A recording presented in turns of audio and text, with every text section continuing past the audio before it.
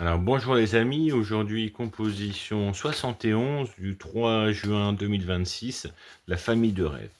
Alors bon ben il y a eu beaucoup de compositions un peu été dans le négatif, et là c'est quelque chose qui est très beau, qui est assez répandu dans notre époque. Ça va être un peu le conte de fées. Et vous allez voir que ce conte de fées est réel pour certains. Alors c'est et puis même dans ce bien sûr, c'est le côté Disney, le prince charmant, la princesse. Il y a beaucoup de faux espoirs, bien sûr, d'abandon, de lâcher prise, mais aussi, des gens qui se perdent, qui se trouvent, et c'est magnifique de voir ça. Il y a des confusions, on va tout mettre à plat, et bien sûr, ce qui est beau, on va voir aussi des choses qui sont assez sombres. C'est pas vraiment du lourd, mais c'est sombre. Donc voilà. Donc ici, le masculin va comprendre l'autre. C'est une altérité plutôt extérieure, d'observation. Et le féminin va aimer l'autre. C'est plutôt une altérité intérieure. Alors vous connaissez donc notre plan, hein, le masculin d'abord, le profil du féminin, et puis dans la troisième partie, la relation masculin et féminin. Donc le masculin, c'est une forme de projection externe.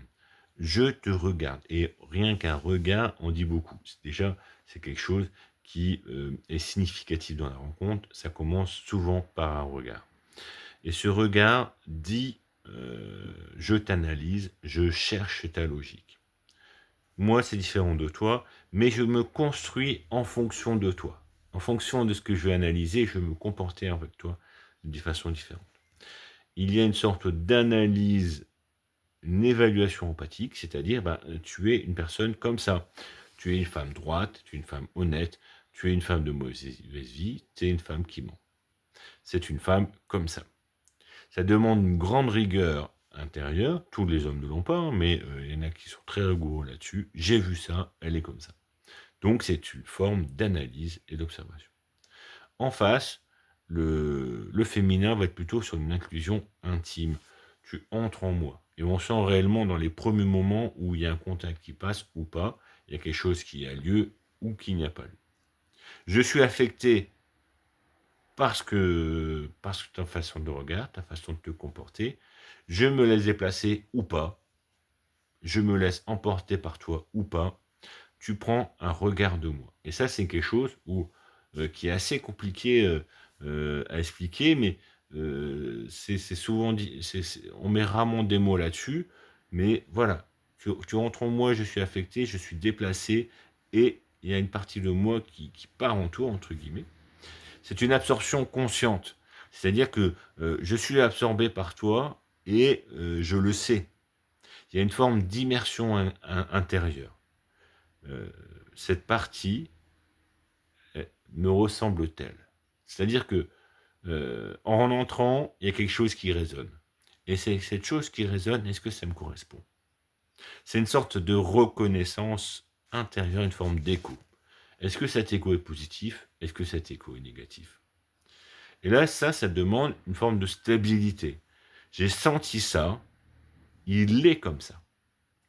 Et donc là, on va avoir, c'est l'intérieur qui va finalement définir quel homme est en face d'elle. Donc, cette troisième partie, on va voir un peu comment on va poser les choses. Alors, il y a un masculin ici avec un féminin défaillant. On va arriver sur une forme de matérialisme. Les choses sont bien posées, mais on prouve bien, on analyse. Il y a de la fidélité, il y a de l'attachement, il y a de la loyauté. Mais à un moment donné, ça devient il y a une forme de jalousie qui arrive, une forme de possessivité, une forme d'appropriation. T'es mon homme, t'es ma femme, t'es machin. Quelque chose qui va devenir un peu malsain. Tout doit être contrôlé finalement tout le temps. Et sinon, c'est la colère. Donc là, c'est une forme de contrôle qui devient envahissant.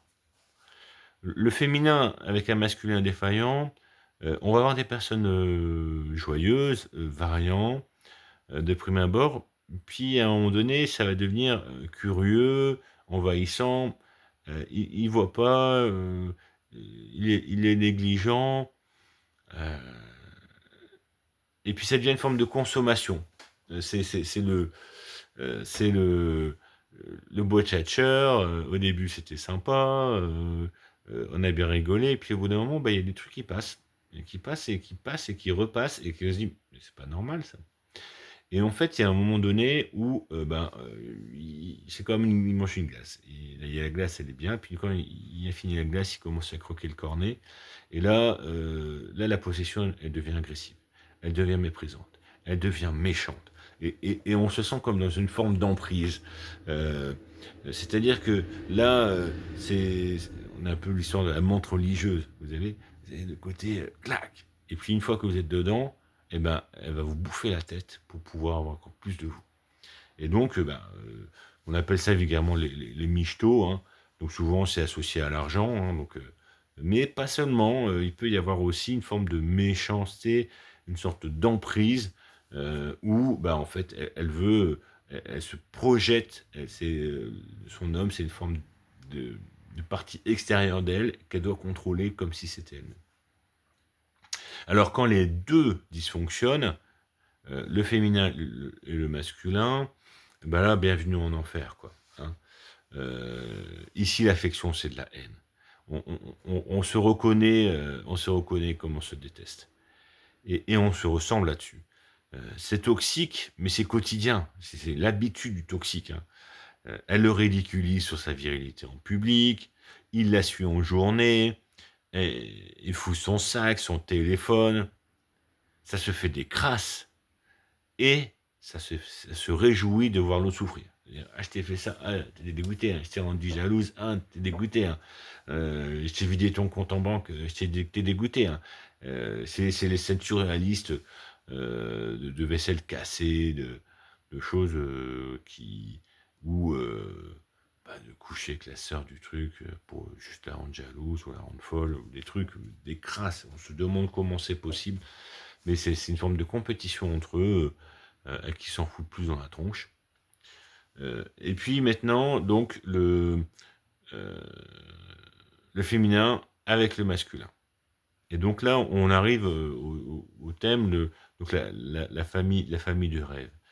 Ils sont un peu perchés et un peu à côté de la situation. Moi, c'est, euh, c'est des gens qui me touchent beaucoup, personnellement, je peux vous avouer. Euh, ils se racontent une histoire. Moi, j'entendais une chanson comme ça hier. Ils se racontent une histoire qui construit jour après jour. Et on leur a dit que c'était ridicule, alors ils n'en parlent plus. Mais ils se le racontent entre eux. On entend des artistes, cette chanson, et je pense qu'ils racontaient une histoire qui devait être finie, hein, pas une histoire qui était en cours.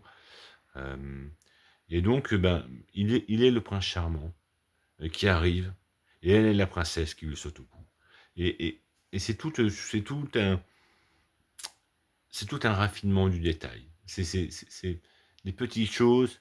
Il va passer 2 heures à affiner un compliment. Elle va mettre, elle va passer aussi 2 heures à soigner sa coiffure pour le surprendre. Il y a une forme de mise en scène. Et puis on va se raconter une histoire, on va projeter un peu des rêves, et puis on va se dire, ah bah ça serait bien, et puis, et puis il y a aussi ça, et puis il y a aussi ça, puis la troisième fois, je dis, bah, pourquoi on pourrait pas le faire ça? Ah, c'est génial. Ah, ça, pourra faire ça. Et puis, bah ouais, allez, on va faire ça là, comme ça. On va s'habiller en Peter Pan, et puis on va aller visiter une falaise. Ah, puis ce serait bien qu'on aille à Etretat. Ah, bah, on pourrait faire ça. Ah, puis, et puis, ça va passer une journée, 2 journées. Ah, mais tu te souviens, Etretat, on pourrait le faire à tel moment, tel week-end. On a 3 jours, et puis on pourrait y aller à deux. Et puis on pourrait s'arrêter à tel endroit, chez vous, une belle petite place, il y a un petit camping sympa. Et voilà la mécanique du rêve qui se construit, qui se vit, qui se partage. La vie est parfois dure, euh, mais c'est une aventure qu'on vit à deux. Et c'est pas quelque chose dit avec le mot entre les dents, c'est quelque chose qui dit avec douceur, avec bonté, une forme de gentillesse à la Bourville. Voilà, je vous remercie beaucoup pour votre attention sur la famille de rêve. On touche beaucoup de choses forcément, et puis je rends hommage. Si vous reconnaissez là-dedans, félicitations, au revoir.